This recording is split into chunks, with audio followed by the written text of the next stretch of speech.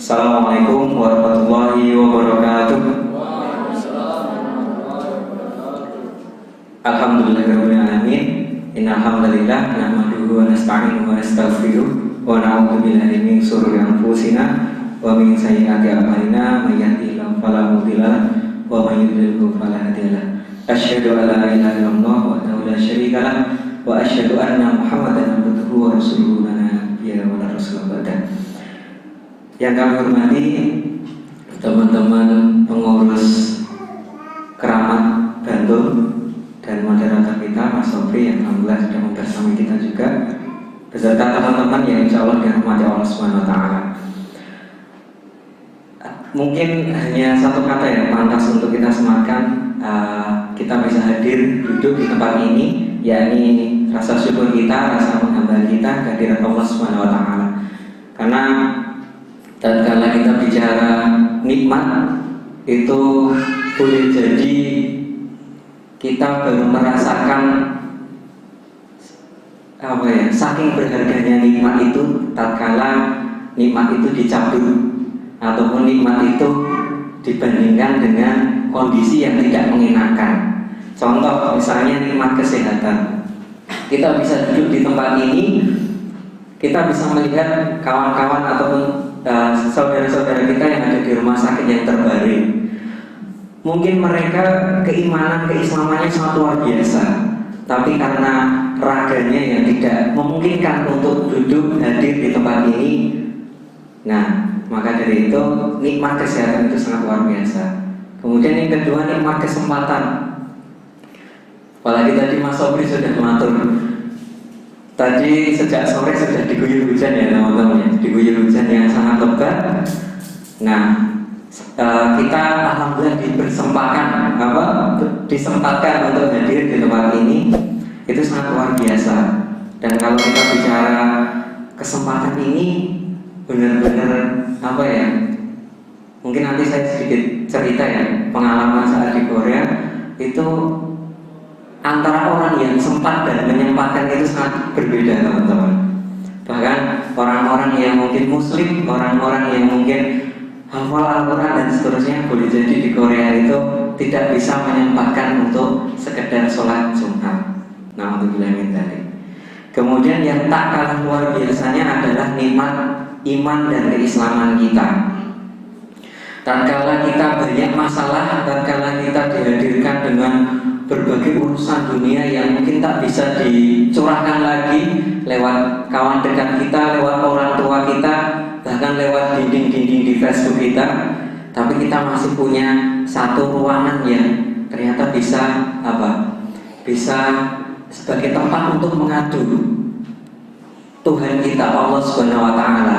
Satu kesempatan buat kita mengadu kepada Allah apapun masalahnya. Dan ini saya rasakan zaman di Korea, ternyata banyak orang-orang yang pintar, banyak orang-orang yang kaya raya, profesor-profesor, tapi ternyata hanya masalah kecil saja mereka bunuh diri karena tidak ada tempat untuk mengadu. Jadi nikmat kesehatan, nikmat kesempatan, dan nikmat keimanan ini sangat luar biasa. Dan semoga dengan posisi kita semua yang saat ini sehat, punya kesempatan, dan alhamdulillah dikaruniai keimanan dan lingkungan masyarakat yang sangat mendukung untuk berislam. Semoga bisa memanfaatkan syukur itu, nikmat itu untuk beramal soleh. Amin. Dan insya Allah langkah kita semua dari tempat kita masing-masing ke tempat ini menjadi saksi bahwa kita mewujudkan nikmat-nikmat itu untuk bersyukur.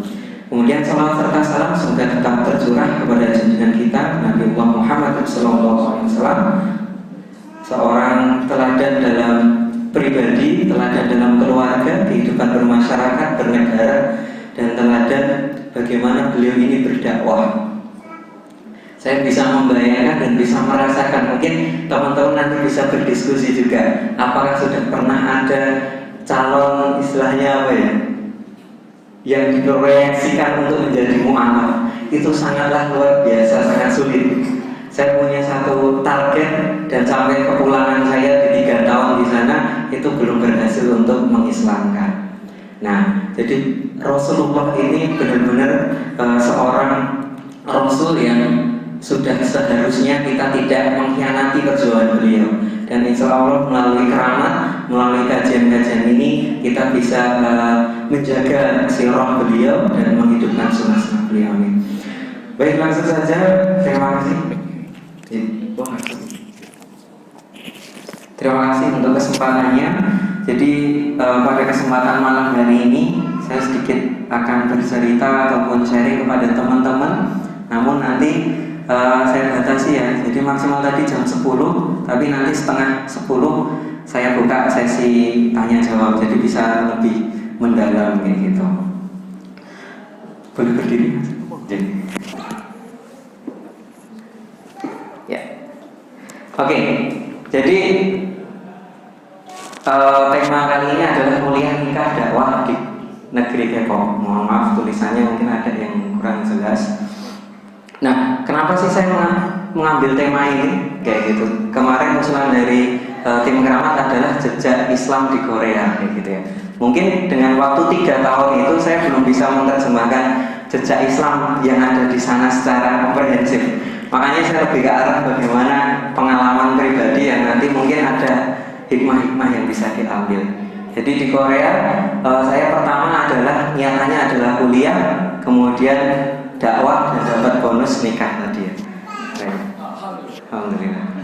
Nah, sedikit perkenalan ini ya teman-teman, tadi mungkin sudah dijelaskan. Saya sedikit klarifikasi saja.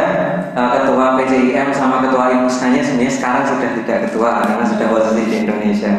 Jadi IMUSKA itu semacam rohis. Jadi rohisnya himpunan mahasiswa Muslim Indonesia di Korea Selatan atau Indonesian Muslim Student Society Korea kayak gitu. Nah, kemudian PCIM Korea itu PCM tapi memang di luar negeri jadi istimewa. Jadi kalau PCM ya cuman kecil ya gitu, meskipun di sana negaranya luar biasa. Baik, selanjutnya. Nah, sebelum berangkat ke 3 tema besar tadi, ketiga pengalaman kami, saya akan mengawalinya dengan sebuah ayat yang di situ artinya adalah dalam Quran surat Muhammad ayat 7, banyak yang hafal mungkin. Jadi artinya, wahai orang-orang yang beriman, jika kamu menolong agama Allah, niscaya Dia akan menolongmu dan meneguhkan kedudukanmu. Nah, mungkin teman-teman banyak ini ya, true story masing-masing terkait dengan pengalaman spiritual, bagaimana ternyata ada hubungan yang sangat kelihatan antara kita aktif di organisasi dakwah, kita berdakwah, baik dakwah di masyarakat, di keluarga, di kampung, dimanapun itu, ternyata ada dampak yang bisa dirasakan. Kalau saya mengatakannya secara langsung. Secara langsung kenapa? Karena urusan kita ini langsung dimudahkan kayak gitu ya. Saya masih ingat betul saat zaman SMA ya. Di SMA ini saya kebetulan aktif di Rohis kayak gitu, karena negeri waktu itu. Di IPM juga tapi agendanya di Rohis. Nah, di SMA negeri aktif di Rohis. Nah, setelah saya aktif di Rohis ternyata ada keuntungan-keuntungan yang bisa saya dapatkan. Saya semacam jaringannya semakin luas, kemudian pertemanannya banyak, dan dengan pertemanan itu kita bisa saling sharing, belajar, dan akhirnya nilainya bagus gitu lah. Hal yang bisa dilihat secara langsung. Nah, pun banyak teman-teman. Saya kira di sini ada aktivis dari cabang mana mungkin. Dari Kretek ada, Panda, Kretek, Pojokan, Imogiri dan seterusnya. Nah, teman-teman punya cerita masing-masing. Nah, nah kaitannya sama cerita kami di Korea. Kenapa kami? Karena saya dan istri saya. Jadi cerita kami di Korea adalah kuliah, dakwah sama nikah. Saya masih ingat waktu itu 2015 saya tidak ada niatan sama sekali untuk kuliah di Korea. Nah, waktu itu saya cuma memberikan target bahwa setelah saya lulus sarjana 2014, saya bekerja paling tidak maksimal 2 tahun, setelah itu lanjut S2. Nah, jadi saya bekerja di Jakarta. Setelah itu ada kejadian yang memang ternyata menjadi langkah saya ke Korea, yaitu kawan saya kebetulan yang sudah keterima beasiswa itu numpang ngekos di Jakarta 2 hari, kemudian saya tanya, ngapain mas kok di sini gitu? Ngurus apa nih Jakarta? Oh ternyata jawabannya saya mau ngurus beasiswa yang ada di Korea Selatan. Sudah keterima habis kayak gitu kan. Panggilan saya Fiska. Nah, daftar aja masih ada 1 minggu. Nah, saya yang waktu itu masih kerja tidak bisa cuti mas. Mungkin teman-teman yang daftar CPNS juga merasa ini udah kerja nyambi daftar-daftar gitu kan, ribet pokoknya. Nah, cuma ada waktu 1 minggu saya daftar akhirnya. Pemberkasan online, semuanya online saya daftar dan akhirnya keterima tahap awal. Kemudian ini ya apa, kalau teman-teman tahu Skype, tahu aja Skype, jadi wawancara dengan profesor. Nah, wawancara dengan profesor, kemudian akhirnya keterima, saya pemberkasan, kemudian akhirnya berangkat. Nah, semasa saya sebelum berangkat teman-teman, saya ini sejak SMA ya, sejak SMA memang sudah baru aktif di IPM, bahkan SMA di akhir-akhir aktif di IPM, kemudian pemuda Muhammadiyah, kemudian saat kuliah saya aktif di IMM. Nah, saya sampai sekarang belum bisa move on dari kegiatan-kegiatan Muhammadiyah, sehingga saat saya mau daftar di Korea itu, saya mau berangkat di Korea, saya cari informasi mas, wah kegiatan Muhammadiyah yang ada di Korea Selatan atau ya kehidupan orang Muslim di Korea Selatan. Saya browsing seterusnya dan seterusnya, akhirnya tidak menemukan kegiatan istilahnya apa, kegiatan Muhammadiyahnya di sana itu belum ada. Nah, dari situlah saya berkeinginan untuk bagaimana saya bisa mengumpulkan teman-teman Muhammadiyah yang ada di sana. Jadi sebelum berangkat saya ada 2 niatan itu yang perlu digarisbawahi, niatan untuk kuliah dan paling tidak menghidupkan Muhammadiyah yang ada di sana. Ya mungkin dalam bahasa ini saya sebut dakwah seperti itu. Nah, nikahnya tadi nanti saya ceritakan untuk bonusnya. Oke, sebelum kesini saya ada sedikit video ya. Oke, sebentar, entah bisa di play atau tidak.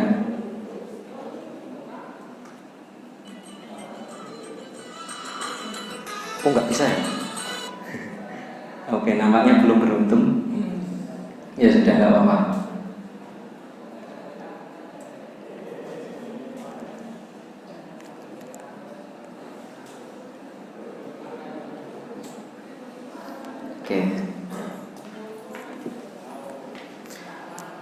Oke, jadi lanjut. Saya play aja.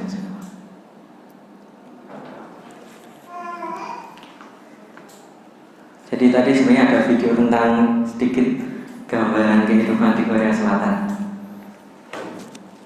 Oke.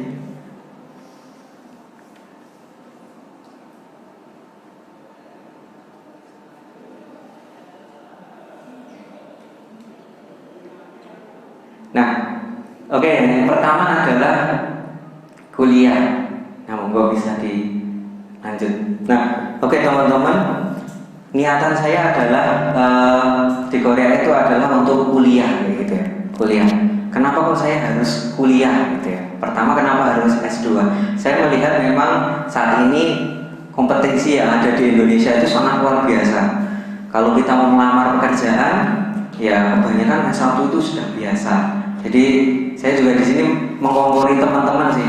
Insya Allah teman-teman semangatnya masih luar biasa. Belum nikah semuanya kan? Nah itu luar biasa lagi. Jadi harapannya teman-teman benar-benar apa ya, tolak bulunya digencarkan lagi, terutama lanjut studinya dan seterusnya. Nah, kenapa saya ngambil kuliah di Korea selain juga alasan tadi diajak teman, alasan kedua adalah karena bidang ilmu saya adalah di bidang komputer dan elektronika. Jadi di Korea kita pasti lihat, saya yakin di sini teman-teman 50% lebih HP-nya Samsung atau Oppo lah, Oppo Cina sih tetangganya. Nah di Korea ini teknologi sangat luar biasa dan berkembang pesat. Bahkan kalau bicara ranking universitas yang risetnya terbaik, KAIS atau Korea Advanced Science and Technology kayak gitu, kampusnya yang ada di Daejeon itu sudah melebihi yang ada di Jepang gitu. Jadi sudah 11-12 bahkan sudah melampaui Jepang. Juga banyak ini ya, banyak perusahaan-perusahaan kayak semacam Samsung, kemudian apa lagi? Misalnya Hyundai, kemudian LG dan seterusnya. Nah dari situlah saya akhirnya memutuskan untuk kuliah di Korea. Nah kalau kita bicara kuliah di Korea, kira-kira apa sih kaitannya dengan kehidupan Islam? Atau mungkin saya bicara dulu, sebelum bicara ke situ saya sedikit promo dulu ya. Jadi sedikit promo sedikit di Korea ini sebagai informasi teman-teman yang mungkin menginginkan untuk lanjut studi di sana. Kenapa sih harus lanjut di sana? Karena secara teknologi di sana bagus, kemudian iklim belajarnya memang bagus, etos kerjanya bagus. Nah, jadi pernah suatu saat saya ini kalau di Korea karena beasiswa yang saya tempuh adalah beasiswa profesor, jadi kita harus tanggung jawab kepada profesor langsung gitu. Jadi setiap hari kita harus lapor ke profesor. Suatu saat jam 9 malam ini saya masih ingat, saya harus mengerjakan suatu proyek yang disuruh oleh profesor. Saya kerjakan seret. Jam 9 malam itu sudah jadi. Nah, jam 9 malam sudah jadi, akhirnya saya beringinan ketimbang besok pagi saya lapor ke profesor, mending saya lapor sekarang biar kelihatan rajin dan selesai lebih awal. Saya kirim email ke profesor, Prof ini hasilnya, kayak gitu. Jawaban profesornya apa? Oke, saya akan ke sana 5 menit lagi gitu. Nah ternyata iklim belajarnya, etos kerjanya orang-orang Korea ini sangat luar biasa teman-teman. Di saat jam 9 atau jam 10 dosen-dosen mungkin yang ada dosen di Indonesia, termasuk mungkin kami mas di UAD itu ya jam 9 dan sepi mas. Nah kecuali yang memburu wifi gitu ya. Nah di Korea ini masih banyak sekali aktivitasnya. Bahkan kalau misalnya musim mau UTS teman-teman, musim mau UAS itu perpustakaan penuh dengan mahasiswa-mahasiswa, entah gawanan ciki, citos dan seterusnya, tapi pokoknya anteng di perpustakaan tadi. Bahkan ada yang sampai malam, sampai pagi gitu. Nah itu tadi ya, jadi etos kerjanya sangat luar biasa. Kemudian kalau bicara beasiswa, flashback sedikit, ada banyak skema beasiswa yang ditempuh, yang ditawarkan oleh pemerintah Korea ataupun oleh kampus-kampus di Korea. Tapi secara garis besar ada dua, yaitu beasiswa pertama adalah beasiswa profesor. Nah, beasiswa profesor ini adalah beasiswa yang seperti apa? Yaitu beasiswa yang kita ini mendapatkan beasiswa, mendapatkan uang itu langsung dari rekeningnya profesor. Nah, entah rekeningnya profesor atau mungkin risetnya profesor gitu. Nah, jadi nggak perlu kayak mungkin teman-teman udah tahu LPDP ya. LPDP tahu nggak? Tahu ya, beasiswa dari ini ya, kementerian, 3 kementerian. Nah, kalau LPDP itu kan daftarnya ribet ya. Secara administrasi harus misalnya pemberkasan, kemudian wawancara, bahkan ada pelatihan kepemimpinan dan seterusnya. Tapi kalau beasiswa profesor cukup kita daftar ke profesor, kemudian ada wawancara, kemudian kita ditanya risetnya pengen apa, keterima, selesai. Nah kayak gitu. Kemudian yang kedua, skema beasiswa apa? Skema beasiswa pemerintah dari Korea teman-teman. Namanya KGSP, Korean Government Scholarship Program. Nah di situ bedanya apa teman-teman? Bedanya adalah tanggung jawabnya kepada pemerintah Korea. Kalau saya yang beasiswa profesor itu tanggung jawabnya kepada profesor. Nah, kalau yang KGSP tadi ada waktu 1 tahun untuk kuliah bahasa. Jadi 1 tahun untuk kuliah bahasa, baru kemudian nanti perkuliahannya pakai bahasa Annyeonghaseyo tadi. Nah, tapi kalau kami itu bahasanya pakai bahasa Inggris. Kalau beasiswa profesor kebanyakan seperti itu. Nah, itu sedikit informasi tentang beasiswa. Nanti teman-teman bisa menggali lagi kalau pengen tanya jawab soal beasiswa. Nah, kembali ke perkuliahan tadi ya. Jadi ada beberapa hikmah yang bisa saya ambil di masa saya berkuliah di Korea. Yaitu yang pertama adalah itu tadi, etos kerjanya sangat luar biasa. Teman-teman bisa membayangkan seorang profesor ataupun seorang mahasiswa Korea yang notabene mereka tidak punya iman, tidak punya keyakinan bahwa kalau kita ini mas menuntut ilmu itu adalah ibadah, kayak gitu ya mas. Oke. Ada iming-iming itu, mereka itu nggak ada. Saya tanya, motivasinya apa sih kok belajar masih malam-malam? Nah awak dia kan wis mantul lah kayak gitu. Motivasinya apa? Ingin mengembangkan riset untuk negara. Wah, mereka yang tidak punya iman, tidak punya keharusan bertolabul ilmi saja, ternyata etos kerja mereka itu sangat luar biasa. Mereka mati-matian, bahwa saya berani ya berani bersaksi bahwa orang-orang Korea itu memang etos kerjanya sangat luar biasa. Profesor saya, lab saya, katakanlah lab saya ruangan sini, profesor saya kantornya di depan ini ya, sekretariat NA misalnya. Saya kalau pulang itu ya pelan-pelan lewat depannya, nginde. Biasanya kalau lampunya masih nyala berarti beliau ada di situ. Kalau beliau ada di situ, konsekuensinya apa? Kita balik lagi kan? Lah mosok student lebih awal pulangnya sama profesor kan lucu. Nah kayak gitu. Nah kalau profesor saya lebih santai sebenarnya, cuman profesor istri saya ini agak kejam gitu ya. Jadi ya harus ada senioritas, itu sangat terasa gitu ya. Itu yang pertama. Jadi tanpa iman dan keislaman mereka, etos kerja, etos belajarnya itu sangat luar biasa. Saya jadi nyesek saat ya mengetahui ternyata profesor itu seperti itu. Kemudian saya merefleksikan kepada diri saya sendiri. Boleh jadi saya ada niatan-niatan mencari ilmu di Korea mungkin karena ngapunten biar dapat gelar. Kemudian mungkin juga saya juga sering terbersit, wah lulusan Korea kayak keren mas, kayak gitu. Meskipun mungkin dalam kita praktik di industri ataupun di pekerjaan belum tentu kemampuan kita ini bisa diadu dengan yang lain. Tapi itu tadi ya, etos kerja seorang yang tidak beriman pun bisa sangat luar biasa. Itu yang pertama. Padahal kita yang beriman, tolabul ilmi ini wajib dari yang kecil, lahir anak kecil itu sampai meninggal, dan itu wajib. Dan bahkan kita ini banyak sekali keuntungannya. Kita jalan menuju tempat berilmu, tempat mencari ilmu, itu dianggap jalan kita menuju surganya. Wes kurang opo gitu ya. Kalau mereka cuma apa inginnya? Biar riset negaranya itu berkembang.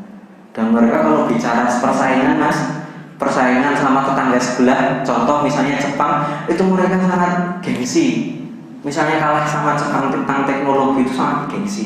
Bahkan saya punya teman di kelas itu, mereka itu sebenarnya suka komik, manga gitu lah anak Jepang tuh. Nah suka komik tapi sembunyi-sembunyi sukanya. Terus suatu saat ketahuan, kamu suka komik Jepang loh. Dia nggak ngaku karena dia nggak mau mengakui bahwa komik Jepang itu keren. Nah bedanya orang Korea dengan orang Indonesia, khususnya saya itu seperti itu.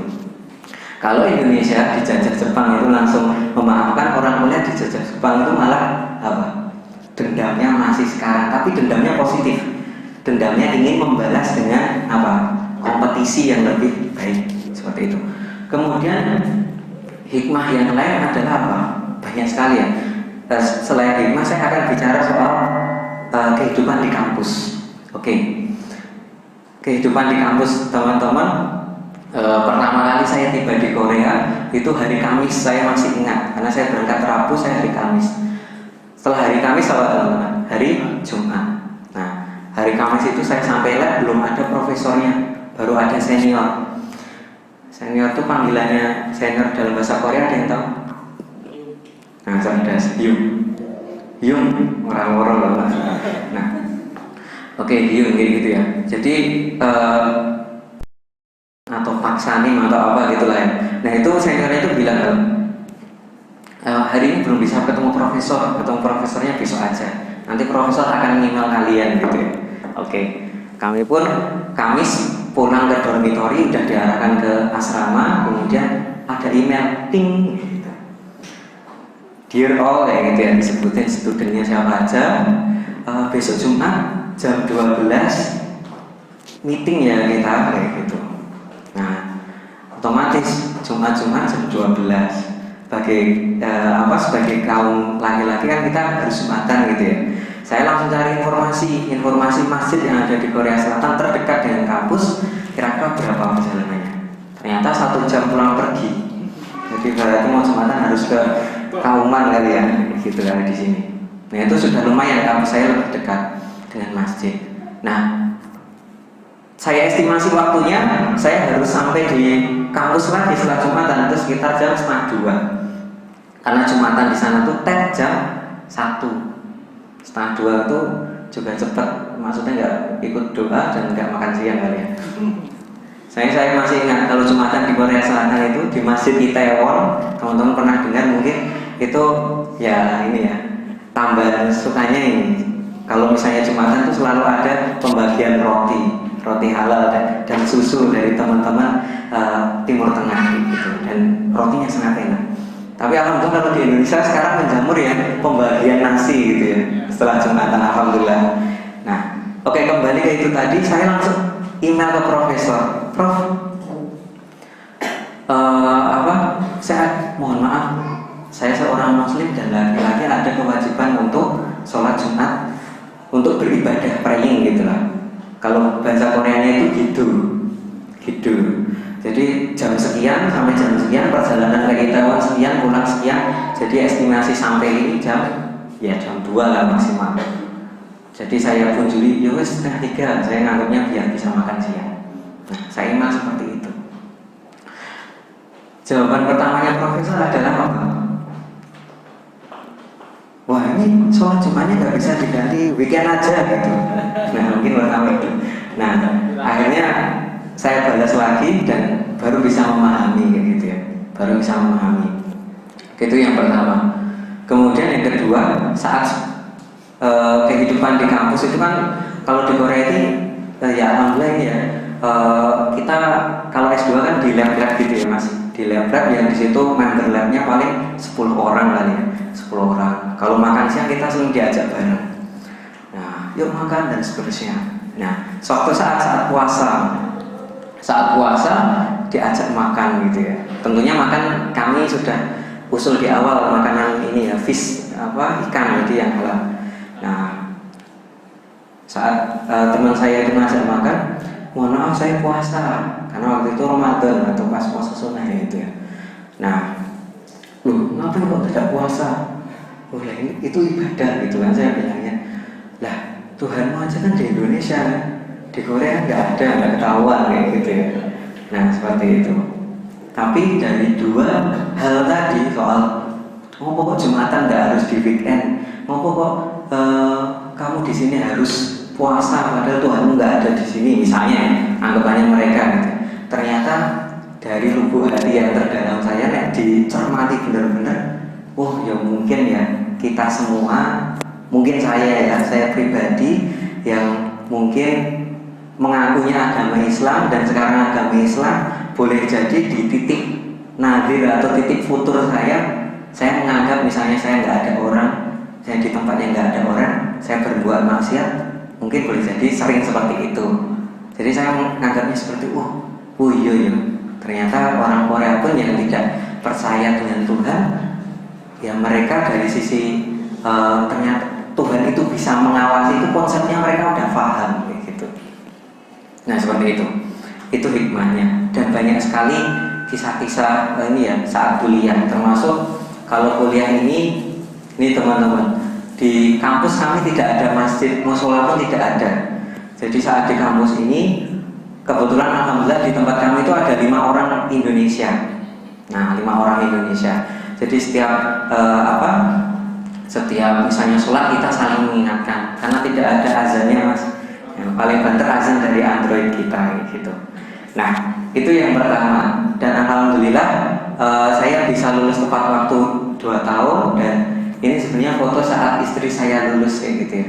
Dan saya sangat bersyukur sekali dan lebih senang saat mendamai istri saya wisuda ketimbang saya yang wisuda, karena saya tahu persis perjuangan istri saya saat mau wisuda itu tadi, saat lagi membobot anak pertama kami, dan istri saya studinya lebih panjang, jadi ilmunya lebih banyak, 3 tahun gitu ya. Nah itu yang pertama.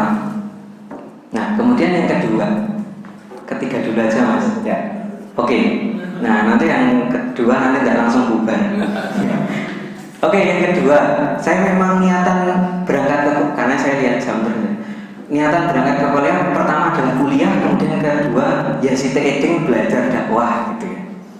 Jadi saya cermati di Korea itu kehidupan muslimnya seperti apa, kemudian wabil khusus kehidupan Muhammadiyahnya seperti apa. Saya browsing, saya ketemunya, oh masjidnya di Korea itu cuma ada 8 masjid permanen. Bayangkan misalnya pulau yang luas itu mas, semenanjung Korea, itu masjidnya cuma 8. Ya kalau Kalimantan mungkin 11-12 kali, itu masjidnya cuma 8. Misalnya Jawa, berarti ya setiap provinsi ada 1 masjid.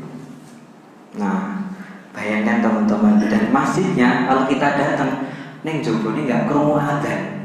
Adzannya paling ya radius 50 meter dari masjid, karena di sana nggak secara terbuka gitu ya. Tapi sebenarnya alhamdulillah saat berangkat di Korea dan sampai di Korea, ternyata fakta-fakta yang kami takutkan itu kayak semacam, oh nanti makannya gimana, oh nanti sholat Jumatnya gimana, oh nanti berpakaiannya berhijab gimana, itu perlahan ternyata bisa luntur gitu ya, ketakutan itu. Pertama, kenapa kok luntur? Karena di sana alhamdulillah dari berbagai wisata ya, orang asing yang ada di Korea. Artinya orang asing itu bukan orang Korea ya, itu orang Indonesianya itu ada 40.000. Jadi 40.000 orang Indonesia. Kebanyakan apa? Teman-teman tenaga kerja Indonesia itu ada 35.000, dan 5.000-nya sekitar mahasiswa. Dan kalau orang Indonesia ya jelas otomatis mayoritas orang Muslim. Nah, pun juga banyak dari Timur Tengah yang orang Muslim juga, dan Malaysia dan seterusnya. Tapi kalau bicara orang Indonesia, alhamdulillah budaya kita ya teman-teman, budaya Indonesia sering guyub rukun, sering kumpul pengajian, di mana-mana ada taklim, itu ternyata di sana tidak bisa dihilangkan. Dan itu kali pertama kita bisa ikut ada kegiatan itu rasanya seneng pol. Luwih seneng ketimbang bodoh, mbok sapole gitu ya. Jadi kita mau berangkat taklim aja, biasanya malam Ahad mas. Jadi malam Ahad itu ada masjid, kalau teman bisa googling Yongdongpo, itu ada masjid Al-Falah IKMI. IKMI itu Ikatan Keluarga Muslim Indonesia. Itu kali pertama masjid yang saya temui selain masjid yang 8 tadi. Nah, usut punya usut, ternyata tidak hanya satu masjid yang didirikan oleh orang Indonesia. Saat saya gabung di IKMI tadi, keluarga besar tadi, ternyata informasinya banyak. Oh, di Korea itu ada komunitas Muslim Indonesia yang itu menjadi payung besar umat Islam Indonesia di sana. Kegiatannya apa teman-teman? Kegiatannya ada taklim hampir setiap masjid, dan boleh saya katakan di situ ada 49 masjid. Jadi 49 masjid, yang masjid itu remanen. Tahu kan ya remanen? Maksudnya bukan permanen. Mungkin kita melihat dari luarnya itu kayak kios. Bahkan ada yang tempat biliar. Bahkan ada yang di atasnya itu ada yang tempat orang pijet. Tapi ternyata saat kita masuk, itu ada di lantai 2-nya, itu ada masjidnya. Jadi di luar mungkin nggak tampak masjid, tapi saat masuk di dalam itu interior masjidnya. Dan yang sangat luar biasa apa teman-teman?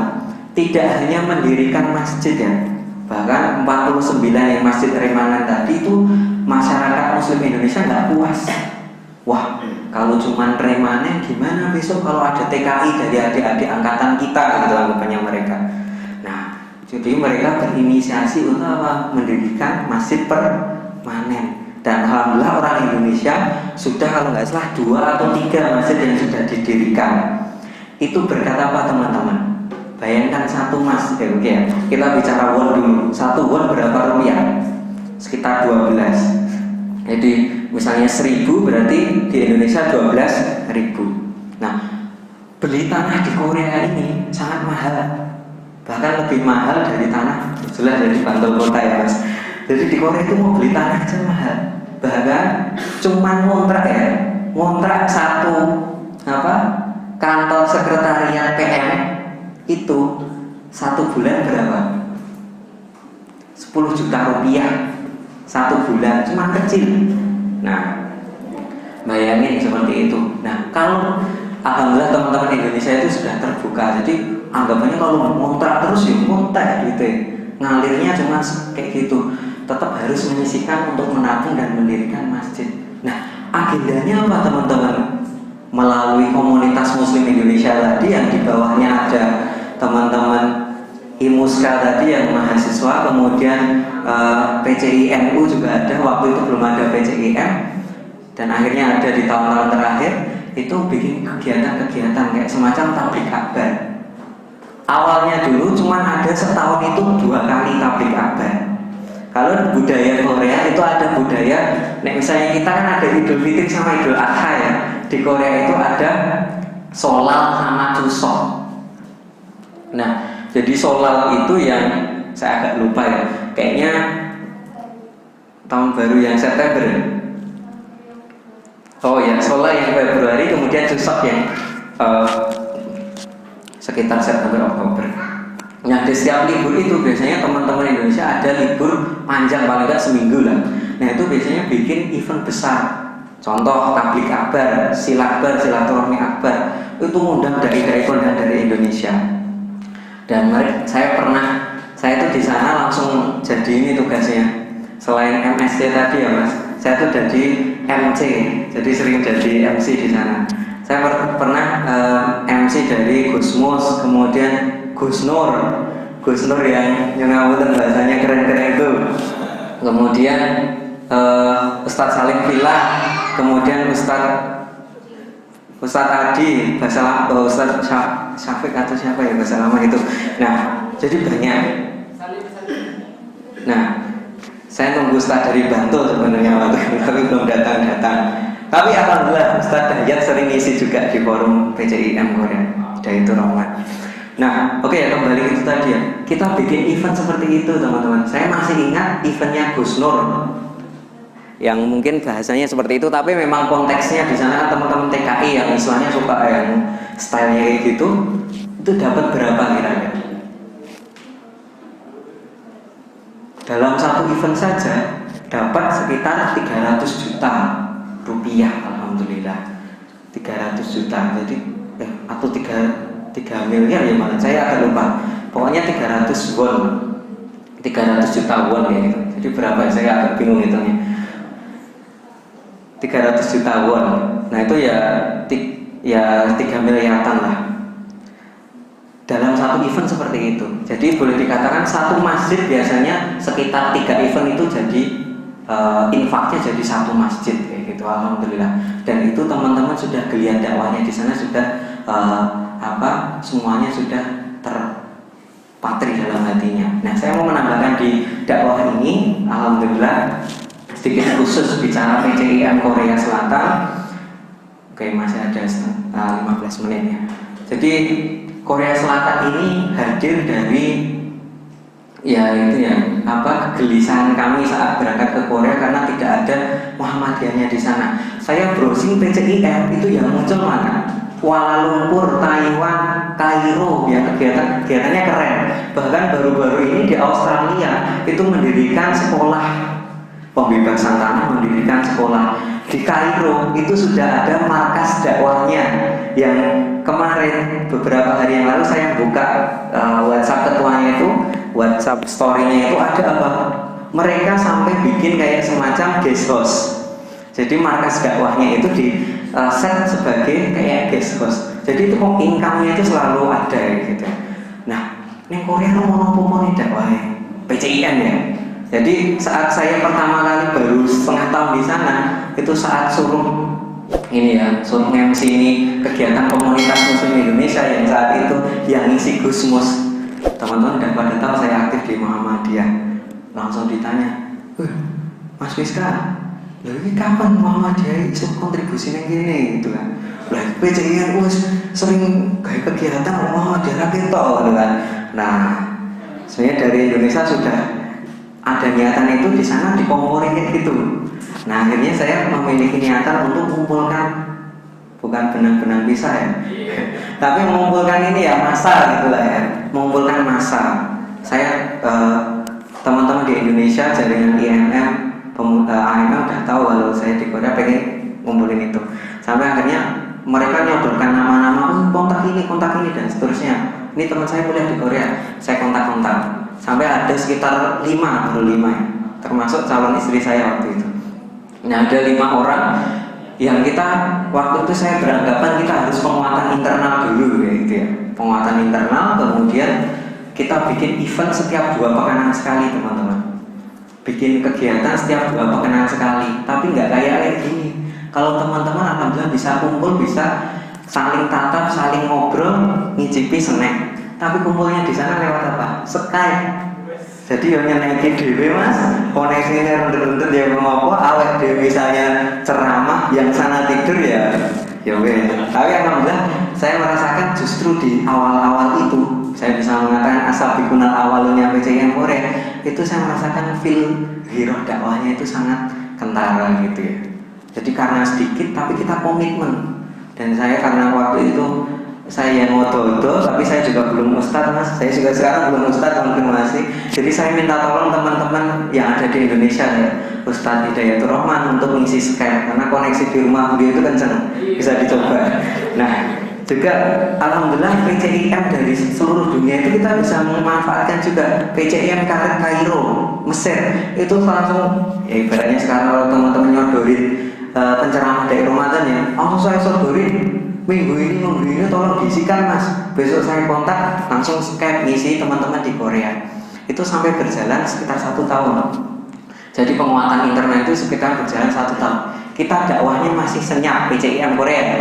Karena kita belum berani masuk langsung ke war-war nanti di sini ngumpis katok kan repot, malah itu digebuki ya. Nah akhirnya seperti itu. Kemudian kita punya ikhtiar untuk yuk kumpul yuk biar tahu Piska itu yang mana, Nurinya itu yang mana misalnya ya. Jadi yang wajahnya seperti apa belum tahu dan belum pernah ketemu. Akhirnya kita kumpul pada saat ini ya, cherry blossom tahu kan ya, bunga sakura gitu. Bunga sakura di tepi sungai Han, kayak gitu. Jadi agak romantis. Kita kumpul, siap. Nah, jadi kita kumpul di situ ya di tepi sungai. Yuk kumpul bawa kardusilan masing-masing. Saya masih ingat saya bawa kimbap. Kimbap itu kayak lemper tapi rada kecil-kecil sedek ya. Nah, tapi bukan kimchi ya. Kalau kimchi saya terus terang nggak suka. Nah, jadi kita kumpul, kemudian di situ bahas apa? Kita cuma makan-makan doang.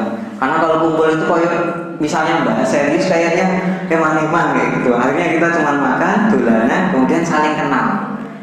Nah, yang selama ini kita ketemunya tatap muka cuma tatap layar, alhamdulillah bisa tatap muka gitu ya. Nah setelah kumpul itu tadi, saya memberanikan diri untuk yuk gimana teman-teman kalau kita go public kayak gitu ya. PCIM Korea go public. Akhirnya yaudah saya bikin press release, shred. Kemudian karena Korea ini gencarnya di Facebook mas, karena jaraknya luas, antara satu dengan tempat lain jauh, jadi kita punya grup WNI Korea, TKI Korea, grup-grup Facebook itu kita gencarkan ya kayak misalnya tugasnya Mas Roset ini ya, broadcast kegiatan. Nah, saya broadcast sampai suatu saat saya dipanggil oleh dari Kedutaan Besar Korea, Kedutaan Besar Indonesia. Please, besok makan siang ya, kayak gitu. Wah, wis tondo-tondo rame enak gitu ya. Nah, karena waktu itu gini mas, gencar-gencarnya ya. Istilahnya inilah pada semangat golongan-golongan gitulah. Nah, tapi kan insya Allah kalau semangat yang dibangun Muhammadiyah itu bukan semangat asobiah gitu ya. Jadi semangat yang kita bangun adalah bagaimana kita menggunakan Muhammadiyah itu untuk saling berkolaborasi dengan yang lain gitulah. Oke, jadi udah tuntas lah. Nah, saya diundang, kemudian ditanya, dengar sambil ini ya dijajaki dulu biar seneng gitu kan, dijajaki sama konselornya, saya masih ingat. Dengar ini bisa mau bikin ini ya PCIM ya. Nah, iya Pak, kayak gitu. Gimana Pak? Oh ya udah nggak apa-apa. Ya pokoknya yang penting jangan ini ya bikin kotak-kotakan kayak gitulah. Kan zaman dulu masih tren yang kotak-kotak gitu. Nah, yang penting jangan kotak-kotakan kayak gitu. Nah, saya malah waktu itu saya kunci. Oke Pak, kami memang nggak ada maksud untuk mengotak-otakan, justru kami ingin menambah sayap pergerakan WNI yang ada di Korea, kayak itu. Dan saya jaga kalimat itu sampai akhir. Nah, tapi syaratnya apa Pak? Syaratnya kami tolong dibantu, tolong didukung. Akhirnya saat itu kami mengantongi dukungan dari KBRI. Waktu itu mohon maaf, KBRI-nya masih non-muslim waktu itu, dubesnya. Nah, kemudian seiring berjalannya waktu, akhirnya dari pihak PP Muhammadiyah mendengar dan akhirnya meng-ACC pendirian PCIM Korea, dan kami dilantik langsung oleh ayahanda kita semua gitu ya, Bapak Haidar Nasir di Korea Selatan. Sebenarnya nggak dilantik, cuma dijajak ke apa itu kimbab juga, kok kimbab kebab kayak gitu ya. Jadi di Masjid Itaewon itu ada kebab Turki. Kita dijajaki di situ, kemudian dikasih nasihat gitu lah istilahnya. Formalitas kita foto bareng, dilantik, press release kayak gitu, mainnya kayak gitu. Nah, oke ya. Jadi kesimpulannya ya alhamdulillah dari pergerakan PCIM Korea Selatan itu memang berusaha untuk diferensiasi dengan dakwah teman-teman yang ada di sana, yang lain yang sudah ada. Kayak teman-teman PCINU, kami sangat respect dengan teman-teman PCINU. Bahkan PCIM Korea Selatan bisa lahir itu juga berkat teman-teman PCINU Korea Selatan. Jadi memang kalau di sini kita bicara sering terlihat gontok-gontokan, mungkin di sana itu kita saling rangkulan, banyak foto kami gitu. Suatu saat kami masih ingat saat ini ya buka bersama, sama halnya kayak Pak KBRI tadi, saya dijawab sama komandan bansernya gitu ya.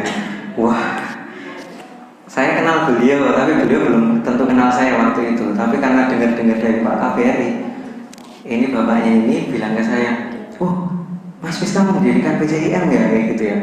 Nah terus iya Gus, saya manggilnya Gus gitu.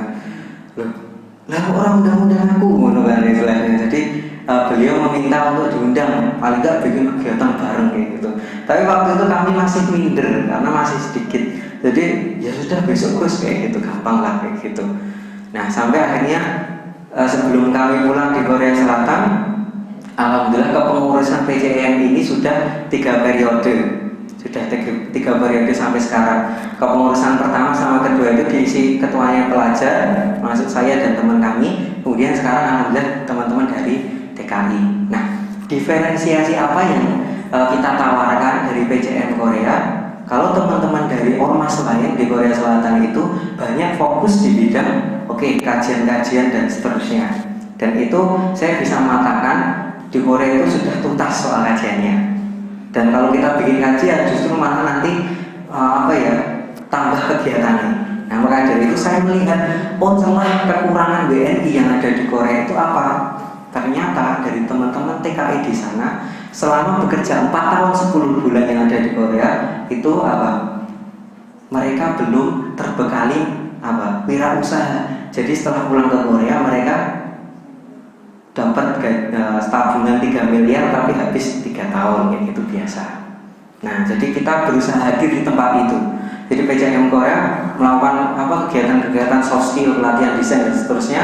Kemudian per Ramadan kemarin alhamdulillah kami sudah merancang kerjasama dengan Lazis Mupusan sama KBRI Korea Selatan di KBRI Indonesia di Seoul untuk membuat program pendampingan Purna TKI seperti itu. Mohon doanya semoga berkelanjutan. Nah itu. Kemudian terkait dengan dakwah yang terakhir adalah saya mau mengambil hikmah bahwa kehidupan di Korea Selatan ini dalam kehidupan bermuslimnya banyak sekali hikmah-hikmah yang bisa kita ambil. Selain soal waktu sholat tadi ya, teman-teman yang putri harus bersyukur sekali. Karena teman-teman yang putri secara syariat mungkin lebih lebih ribet. Yang ampun saya mengatakan seperti itu kalau pakaiannya harus pakai hijab dan seterusnya. Tapi itu coba kita jadikan sebagai itu pelindung teman-teman dari fitnah dan seterusnya. Karena apa? Bayangkan teman-teman, kalau teman-teman seperti ini di Korea Selatan, teman-teman akan sering mendapatkan diskriminasi. Meskipun itu tidak semuanya. Saya pernah satu kereta dengan teman saya yang waktu itu bersama istrinya, kayak gitu. Bersama istrinya tiba-tiba ada ajusi yang datang. Ajusi itu apa? Paman, Pak D, saya anggapnya Pak D, tua-tua. Jadi ajusinya datang. Kemudian kira-kira apa ya? Langsung mau mengambil hijabnya mbaknya tadi, mau dibuka. Wah, di kereta itu langsung gencar. Teman saya langsung nangis, pokoknya ngomong lah pakai bahasa Inggris. Kok wani buka ini penutup rambut istri saya kayak gitu. Intinya orang Korea ini apa? Penasaran sebenarnya. Penasaran dan mereka ini rasa ingin tahunya itu tinggi.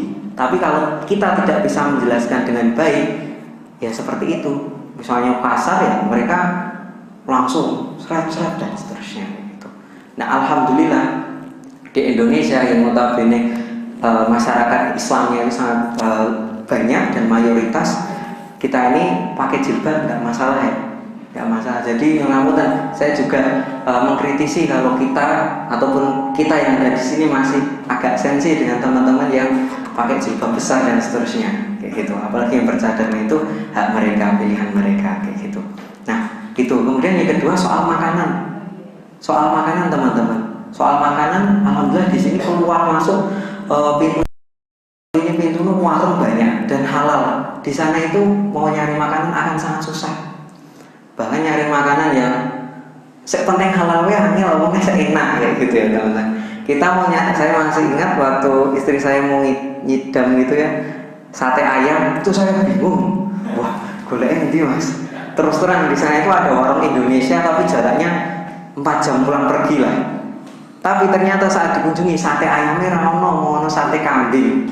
Nah, jadi pitik-pitik ya rawono neng jopo-jopo itu. Cuma juga di sana ada kendala, kita nggak boleh membelih atau menyembelih sembarangan seperti itu, harus di tempat penyembelihan resmi.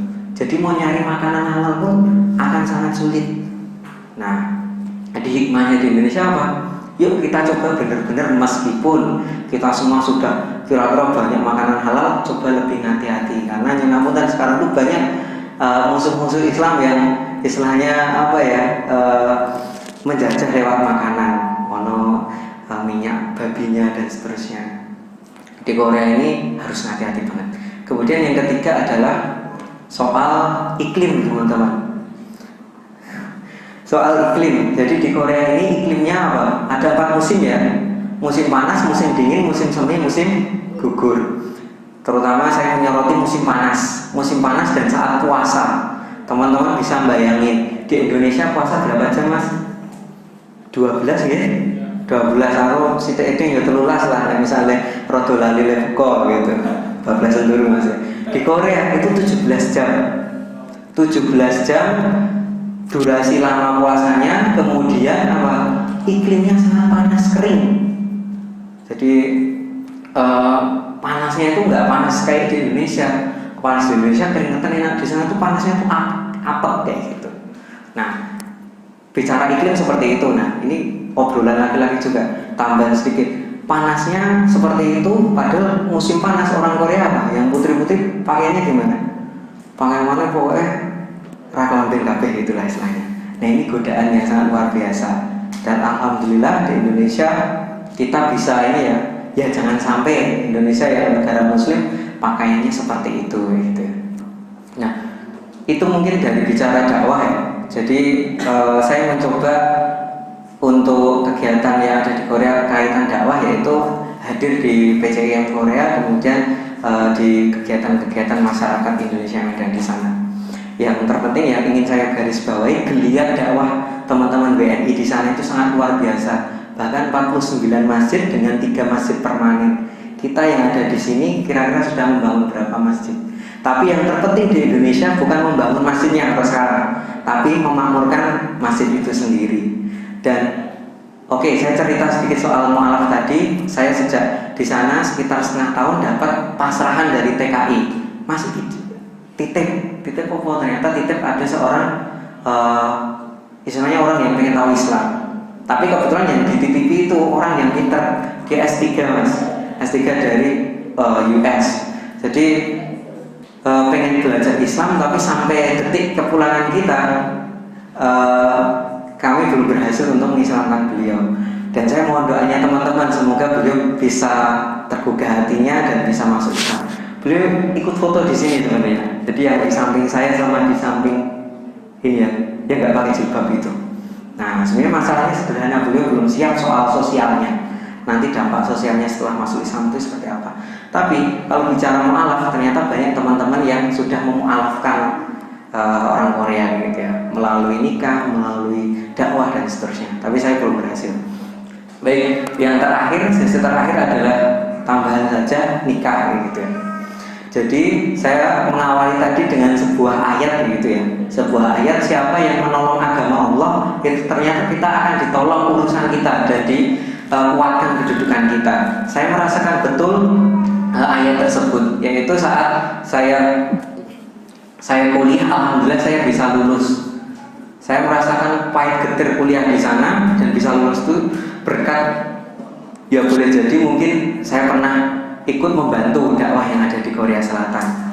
Dan yang di luar ekspektasi saya, di luar target saya adalah itu tadi, menikah gitu ya.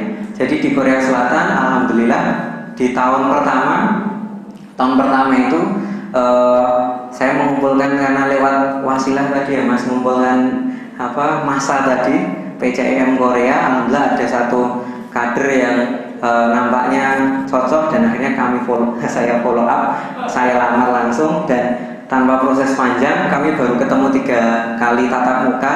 Alhamdulillah saya melamar dan akhirnya resmi menikah. Dan saya di sini lebih banyak akan bercerita tentang, mungkin saya tambah 5 menit aja ya, bercerita tentang bagaimana kehidupan berkeluarga di Korea Selatan. Pertama, saya akan menggarisbawahi bahwa ternyata menikah ataupun berkeluarga di negeri rantau itu berbeda tantangannya dengan menikah di negeri sendiri. Sesimpel, tapi saya nikahnya di Indonesia mas, cuman berkeluarganya di sana. Jadi sesederhana misalnya kami waktu itu mau lahir anak kecil gitu ya, lahir anak pertama, kami sudah bayangkan mas, misalnya di Indonesia pasti misalnya mau lahir pasti keluarga, moro sepuh, tonggo teparo itu datang ngewangi lah, ngewangi paling misalnya ada dukun atau rumah sakit itu langsung ada yang bantu. Tapi kalau di Korea saya ngewangi sopo, wong Indonesia anak ono tapi omahnya ada. Pun juga misalnya mau ke rumah sakit, dokter-dokter di Korea Selatan itu belum tentu bisa bahasa Inggris. Jadi tarik nafas, kok bahasa Korea itu nggak paham. Nah itu tantangannya banyak dan masih banyak lagi. Tapi yang kami alami adalah, saya menggarisbawahi pertama adalah justru dengan kita berkeluarga di tempat lain, kayak di perantauan, itu ternyata ada nilai tambahnya teman-teman. Nilai tambahnya adalah kita belajar mandiri itu lebih awal. Jadi saat di Korea Selatan, waktu itu kami langsung mencari asrama sendiri, one room seperti itu, kayak apartemen. Kemudian kita tinggal berdua. Kemudian ternyata tantangannya sangat luar biasa. Mulai dari kami berdua adalah seorang mahasiswa dan mahasiswi, kita bagaimana mengatur waktunya. Saya masih ingat betul waktu itu saya harus pulang pergi dari kampus itu bahkan 6 jam pulang pergi dari rumah, dari pondokan dekat kampusnya istri ke kampus saya. Sampai akhirnya yaitu tadi kami bisa lulus semuanya. Dan tentu banyak tantangannya ya, tapi disitulah kami bisa merasakan ternyata perjuangan berdua itu ora berat. Nah, jadi saat berkeluarga itu teman-teman besok pasti akan merasakan seberat-beratnya apapun urusan kita, kalau kita berkeluarga, kita bareng, ada istri, ada suami yang mendampingi kita, itu semuanya enteng lah kayak gitu. Iso diusung bareng-bareng. Nah, jadi saya ingin menggarisbawahi itu. Kemudian yang kedua, Mas Mbak, apa kok durung lulus kok wis nikah? Kayak gitu. Target saya menikah itu usia 27, tapi saya menikah akhirnya usia 24. Nah, waktu itu orang tua saya khususnya sebagai yang ngelamar itu nggak pede. Wah Le, aku kok ora pede ya ngelamar ke kowe. Kowe kan urung mulai gawe ya, isih sekolah. Beda zamanmu pas ning Jakarta dhisik wis kerja. Nah, tapi saya yakinkan, misalnya bismillah kita niatkan menikah untuk ibadah, dengan rumus apapun, teori apapun, insya Allah kalau kita mau berikhtiar itu semuanya akan dikasih jalan. Aku yakin ya teman-teman. Tadi hikmah pertama saat menikah saya merasakan betul sebelum ijab kabul, saya di email teman saya teman-teman. Pis, emailnya seperti ini. Pis, profesor kita ini mau pindah ke kampus yang lain. Emailnya seperti ini. Pis, kita ada masalah nih, sorry. Tapi saya bilang sebelum akad, ojo diceritakan saiki, nggak aku salah nyebut akad engko. Nah, akhirnya setelah akad saya cerita. Iki wis rampung akad, wis aku kayak cerita. Jadi teman saya yang di Korea itu cerita, Pis, kita ada masalah di kampus kita. Loh, masalah apa? Profesor kita ini pindah ke kampus yang lain. Lah kampusnya di, tak tanya kan, kampusnya di Songyeonghwan University. Itu di daerah Suwon kayak gitu ya, di daerah Suwon. Nah, terus saya langsung browsing, daerah Suwon. Ternyata apa hikmahnya tuh? Hikmahnya yang jarak antara kampus saya dengan kampus istri saya itu, kampus calon istri saya waktu itu 3 jam perjalanan, 6 jam pulang pergi menjadi 1 jam pulang pergi. Jadi hikmah yang langsung tak terasa setelah ijab, ternyata ono email sing awalnya itu prahara menjadi anugerah gitu ya. Nah itu, dan banyak lagi hikmah-hikmah yang lain, termasuk saat saat saya sudah lulus teman-teman dan istri saya belum lulus, saya harus menunggu istri saya 2 menit lagi ya, harus menunggu istri saya di Korea Selatan karena kami belum tercipta sebagai orang yang LDM gitu ya. Pokoknya belum bisa jauh seperti itu. Nah akhirnya saya ikhtiar kemana-mana nyari kerja. Nah nyari kerja sudah pemberkasan oke, interview belum oke. Karena apa? Kendala saya nggak bisa bahasa Korea.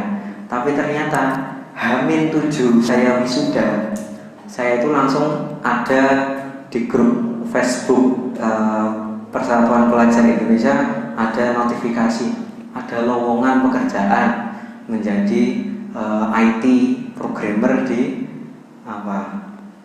Indofood kayak gitulah, Indofood distributor Korea kayak gitu. Saya langsung daftar, hari itu daftar, malamnya saya diinterview, malamnya saya dikasih selamat Anda keterima. Nah, saya merasakan betul kalau nggak saya menikah, mungkin fase saya dapat kemudahan untuk mendapatkan pekerjaan itu mungkin nggak bisa saya dapatkan. Dan saya yakin betul rezeki yang saya dapatkan dari tempat kerja itu boleh jadi itu pintu rezeki dari istri saya, pintu rezeki untuk anak saya dan seterusnya. Sampai episode terakhir saat kami mau pulang ke Indonesia, saya masih ingat kami Maret itu pulang, Desember istri saya mau tesis, istri saya mengandung 6 bulan atau 7 bulan bahkan itu. Jadi pulang pergi 4 jam, pulang pergi bobot yang itu pakai kereta api.